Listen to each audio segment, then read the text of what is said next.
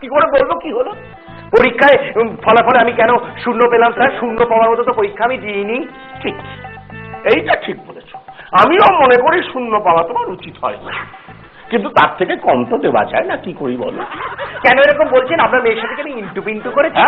কি কথা বলছো তুমি? না তাহলে এরকম জামাই ঠকানো প্রশ্ন সেট করেছেন কেন? কি জামাই ঠকানোর প্রশ্ন? খুব সহজ প্রশ্ন। তোমাকে জিজ্ঞেস করা কি হয়েছিল? তোমাকে জিজ্ঞেস করা হয়েছিল শীতকালে সাইবেরিয়া থেকে পাখিগুলো উড়ে আসে কেন? তুমি কি লিখেছো?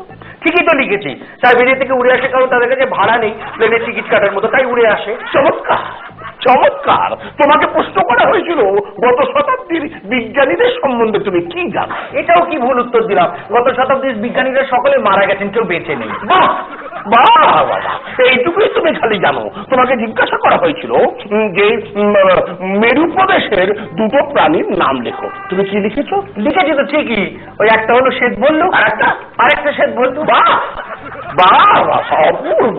তোমাকে একটা সহজ অঙ্ক দেওয়া হয়েছিল, একটা গরু দিনে 3 লিটার দুধ দিলে সপ্তাহে সে কত লিটার দুধ দেবে? তুমি উত্তর দিয়েছো 16.5 লিটার। তার মানে আমি একটা আধা সরকারি গরু ধরে নিয়েছি। আধা সরকারি গরু মানে? স্যার আমি সোম থেকে শুক্র 5 দিন ফুল মানে 3 লিটার করে দুধ ধরেছি আর কি, আর শনিবার হচ্ছে হাফ ডে, তার মানে 1.5 লিটার, তার মানে 3 5 15 আর 1.5 16.5। বাবা খুব কঠিন অঙ্ক করলাম, আর রোববার তো ছুটি। তোমার বন্ধু, তোমাকে বলা হয়েছিল গরু, সরকারি আধা সরকারি এসব তোমায় কে ভাবতে বলেছিল? তারপর তোমাকে প্রশ্ন করা হয়েছিল তাজমহল কে তৈরি করেছে, তুমি কি লিখেছো? স্যার এটাও তো কোনো ভুল কথা লিখিনি, মিস্ত্রিরা বানিয়েছে। অসহ্য। এরপরেও তুমি আশা করো যে তুমি পাস করবে? হ্যাঁ, এনিওয়ে, তোমাকে যে হোম টাস্ক দিয়েছিলাম দেশপ্রেম সম্বন্ধে রচনা লিখে আনো, সেটা কোথায় দাও? স্যার ওটা তো আমার বাবা নিয়ে নিয়েছে স্যার। বাবা? তোমার বাবার রচনা নিয়ে কি করবেন? স্যার বাবার তো আজকে একটা মিটিং আছে, আমার বাবা স্যার রাজনীতি করে স্যার।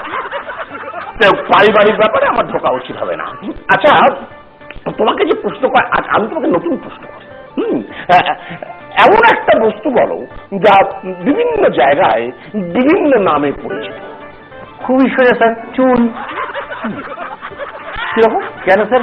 মাথার উপরে থাকলে চুল, চোখের উপরে থাকলে এখানে ভুরু, তারপরে স্যার নাকের নিচে ঠোঁটের উপরে থাকলে গোঁফ, আর এই নাকের দুপাশে থাকলে হচ্ছে ঝুলপি, ঝুলপির তলায় যেগুলো থাকে সেগুলো হলো দাড়ি, তারপরে ধরুন স্যার বুকেতে লোম থাকে, তা ওগুলোকে লোম বলে, বুকের উপরে যে চুলগুলো। তারপরে স্যার আর জানতে হবে না, আর জানতে হবে না। আচ্ছা, পৃথিবীতে অসম্ভব এরকম একটি বস্তুর উদাহরণ দাও। এটা তো স্যার খুবই সোজা, মুরগির ব্রেস্ট পিস। মুরগির ব্রেস্ট পিস? স্যার আমি যতদূর জানি মোরগের তো স্যার হাত হয় না, তাহলে মুরগির ব্রেস্ট হবে কি করে স্যার? মোরগের হাতের সঙ্গে মুরগির ব্রেস্ট পিসের কি সম্পর্ক? আরে আমি পাগল হয়ে যাব। স্যার আপনি তো বলছেন আমার সমস্ত প্রশ্নের উত্তর ভুল, আমি আপনাকে 3টে প্রশ্ন করতে পারি? সেই জিনিসটার নাম বলতে পারেন স্যার যেটা অনবরত ঢোকে আর বেরোয়, তারপরে স্যার ঢুকলে কিরকম ওই জায়গাটা ভেজা ভেজা মতো হয়ে যায়, তারপরে সেখান থেকে অনবরত ঢোকা বেরোনোর জন্য কিরকম ফেনা ফেনা সাদা সাদা বেরিয়ে আসে, বলুন তো তার নামটা কি? তুমি আমাকে এইসব প্রশ্ন করতে পেরেছো? কেন উল্টো পাল্টা ভাবছেন স্যার? ওটা হলো টুথব্রাশ। এবার আরেকটা প্রশ্ন করি স্যার। বলুন তো কোন জিনিসটা বাচ্চাদের দিলে বাচ্চারা খুশি হয় কিন্তু মেয়েরা রেগে যায়? Lollipop sir. বলুন তো স্যার আমি কি ধরেছি? কেন বাজে কথা বলছি? এই দেখুন স্যার 10 টাকার নোট ধরেছি। মানে এটা যে এই ধন সম্পত্তি হবে বুঝতে পারিনি। স্যার এবার বলুন তো কি ধরেছি? চাবি সিং? না। Mobile phone? তাহলে আর একটা টাকার নোট? না, আগে যেটা ভেবেছিলেন ঠিক সেটা। আপনি ওই কটা প্রশ্নের উত্তর দিতে পারলেন না, আমি অতগুলোর উত্তর দেবো কোথাটা?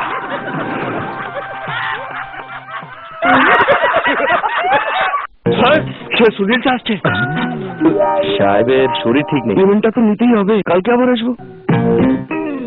আমি তোকে বলেছিলাম প্যারাগন অফিস চপ্পল কিনতে, আর এখন আমার পেছনেই রেখে আছে। আরে ওর ফাইলটা নিয়ে আয় না। প্যারাগন অফিস চপ্পল, পয়সা जब आप अपने चेहरे के लिए सही नहीं चुनते तो आपको शेविंग से होने वाली जलन हो सकती है। अपनाइए Gillette Mark 3 turbo sensitive Mark 3 high definition blades के साथ और हमारा नया इरिटेशन डिफेंस शेव जेल जो शेविंग से होने वाली जलन के 5 साइन को खत्म करने में मदद करे। जिलेट मार्क 3 टर्बो सेंसिटिव और नया irritation defence shave jail. PNG अपनी